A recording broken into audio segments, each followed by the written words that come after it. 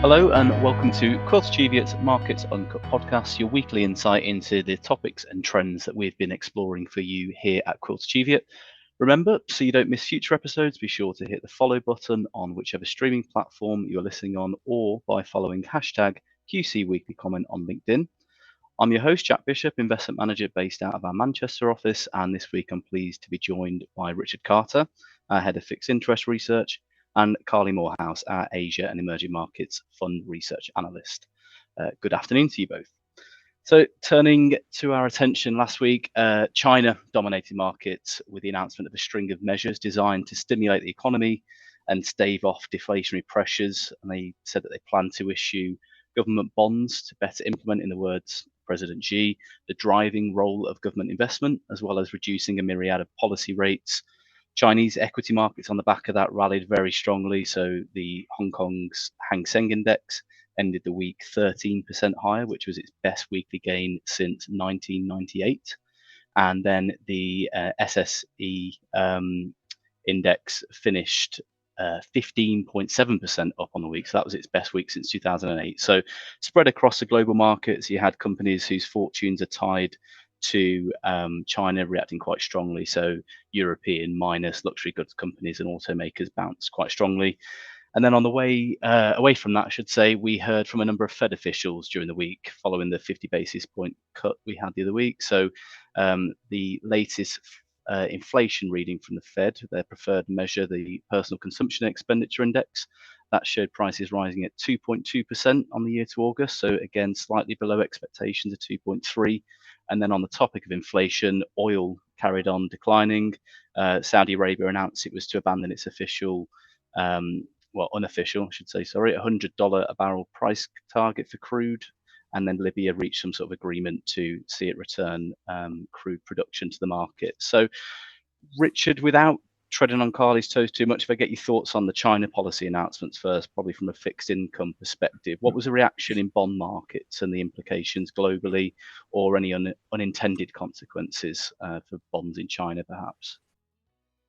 Yeah, I mean, I think it was. I think it was probably more of an equity story than a fixed income story. I mean, it's certainly a big deal because deflation in China, slowdown in China has become a bit of a constant in the narrative recently, and it seems like in the past measures to try and reverse that have sort of come and gone without having much impact. But this seems to have been a pretty big shift in policy. So we'll see what happens. I mean, all things being equal, bond markets should not like it. It's good for equities, but it means stronger growth and potentially a stronger demand for commodities. So you'd expect bond yields to rise. But I think last week bond markets had their eyes on other areas, particularly a couple. So there was some weak US data. You mentioned PCE, but US consumer confidence numbers were a bit soft. And also, there's absent the sort of China stimulus, there's definitely a sense of a bit of a slowdown going on in Europe, particularly Germany. And we saw inflation numbers being pretty soft in the Eurozone. And I think that's got people's hopes up that we'll get a rate cut from the ECB in October. They'd been expected to wait until later in the year, but it looks like now they might be ready to do another interest rate cut in October. So bond markets were basically, I think, driven by that last week. Just going back to that PCE reading, we did hear from some Fed officials last week, and we will this week come in as well.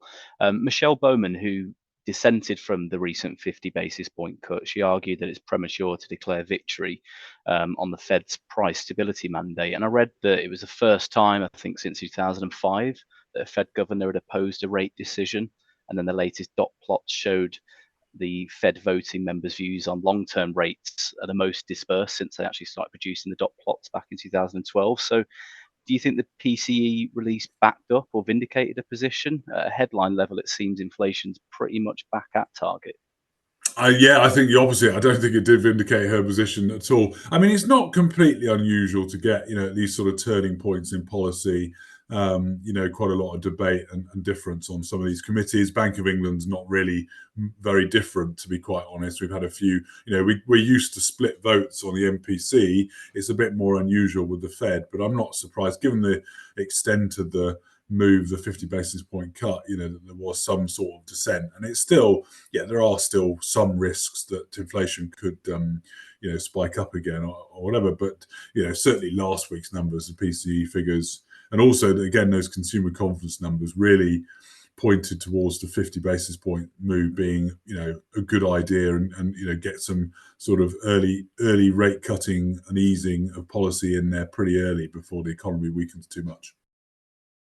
And then I touched on it before, just on the decline in the oil price. Of course, we're all happier when it comes to paying for petrol at the pump. But could you just explain to our listeners maybe how oil prices feed into inflation break-evens, how that feeds into inflation expectations, and just why essentially is it good news? Yeah, it is good news, all right. I mean, the sort of the days, it's a long time since the 1970s where oil, price of the oil price really mattered, so much to the economy because we were so dependent on the use of oil. Those days are somewhat behind us, but it still matters for inflation, not just because of the cost of filling up your car with petrol, but also the input into sort of things like plastics and transportation, all the rest of it. So, it does feed across. In theory, given what's going on in the Middle East, you'd think the oil price would be picking up a bit, and there'll be worries about Iran and Israel and all the rest of it. But for now, touch wood, that doesn't seem to be the case, and the oil price keeps coming down, which is, like you say, which is great news. That's meant that we look at things like break-evens on index-linked bonds, so they're a measure of inflation expectations going out 5-10 years. They're not always a great forecaster of where inflation will be, but they're a good measure of inflation expectations, and they've definitely been coming down in the last few weeks and months or so as the sort of inflation scare has abated. And I think the good news on that front, there's two things, not just a sort of pound in your pocket kind of impact in terms of filling up a car, but it also means that central banks are in a better position to cut interest rates. They'll be looking at inflation break-evens as well, and if they see them falling, that increases the chances of them cutting rates more aggressively. Brilliant, Richard. Thank you very much for that. Carly, if we could turn our attention to you and back to China for the time being. So, country has clearly struggled since the end of its zero COVID policy. Consumers remaining quite cautious.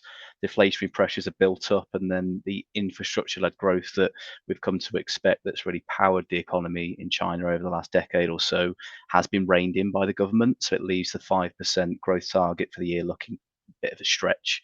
So the recent comments from the central bank's former governor emphasised the need to fight deflation, implying there was a risk to this Japanification of the economy. So firstly, if you could just set the scene on China, what has the economic environment been like since the end of zero COVID? So Xi's kind of clamped down on exorbitant wealth or common prosperity goals. What measures had the government attempted to make, and why is this round of stimulus measures getting investors excited? Has there been any comment from managers, maybe the funds that were invested in? Yeah, so the economic environment in China has been extremely weak since the end of COVID, to be honest.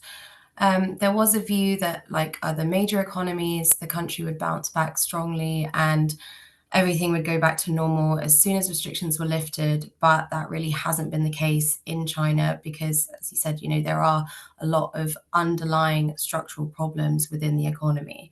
So since then, we've seen the property market tank due to the government's property tightening measures in 2020 and 2021, as well as a huge shift in long-term real estate demand and supply, which was worsened by the pandemic and related policies.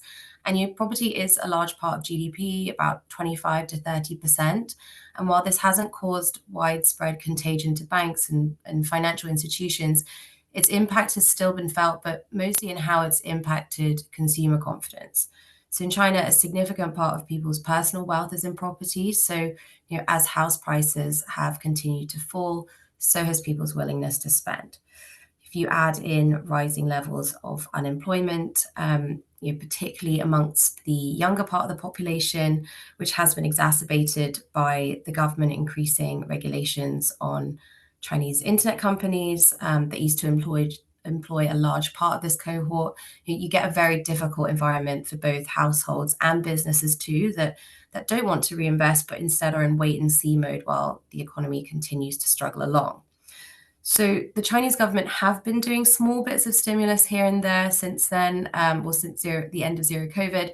It's mostly been targeted at the property sector, also a little bit aimed at the consumer and to encourage high-end manufacturing.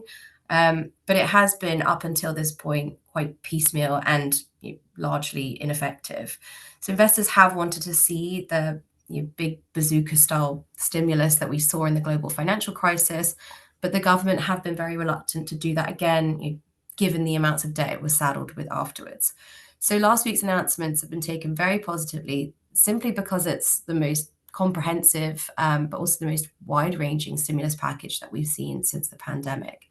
They obviously started with changes to the monetary policy side of things that you mentioned, such as lowering existing mortgage rates and the reverse repo rate, as well as the amount needed for down payments on property, as well as some more stock market supportive measures, which is also good, but it was missing anything on the fiscal side, which is why we saw a lot of reports and commentary from managers stating that although it's certainly good for short-term sentiment and signals that the government is moving in the right direction, that the measures just wouldn't be enough. However, towards the end of last week, President Xi noted the need for fiscal expenditures at a meeting of the CPC Central Committee, which is the highest level of China's government. And this has obviously fueled the rally further. So while now we are seemingly going to see both monetary and fiscal stimulus, I'd say that many are still fairly cautious with regards to how this actually translates into a longer term change in the economy and whether it ultimately is enough to sustain the rally. Because these types of things take time to show up in data, and we are getting closer to the US election, which will most likely have an impact on Chinese markets too. So while sentiment is certainly becoming more positive, which isn't hard given it really was rock bottom before, there are a number of unknowns going forward to consider as well, which I think is holding investors back somewhat. Okay, yeah. So there's rumours of the special sovereign debt, which is being issued aiming to stimulate the consumption side of things. So trade-in schemes for consumer goods or monthly allowances for households to help boost consumption. Measures look to, on the whole, be more consumer orientated. So do you think that will help to revive consumer confidence? Do you think they'll work? Yes, I think it will help to revive consumer confidence. It is what investors have been waiting for some time. But I think what's even more interesting is that it's a pretty monumental event in the sense that it signals a real change to the policy mindset from the Chinese government. For so long, the China growth model has been based on heavy investment into property and infrastructure, being the world's cheap factory, and it's not been focused on the consumer, who really is at the heart of the China investment story today, with such a huge population and more people moving into the middle class. But Chinese household spending is much lower than the global average. So they do need to address this difference and find ways to close the gap. These stimulus measures probably won't be enough to make that shift, but it should help. And as I mentioned, signals a change in mindset that the previous growth model doesn't work and that they need to look at different avenues. I guess the hope is that should this start to bear fruit, then there will be more to follow. Yeah, and then just trying to look more broadly at the market impact, although there were large gains in the equity markets last week, was it broad-based? Could you give us an overview of where that leaves us kind of year to date? I know it's kind of continued when we're recording this into next week, but the Chinese market's still quite discounted. Have other emerging markets benefited, do you think, over that period? And could we then see that rotation come out of some markets?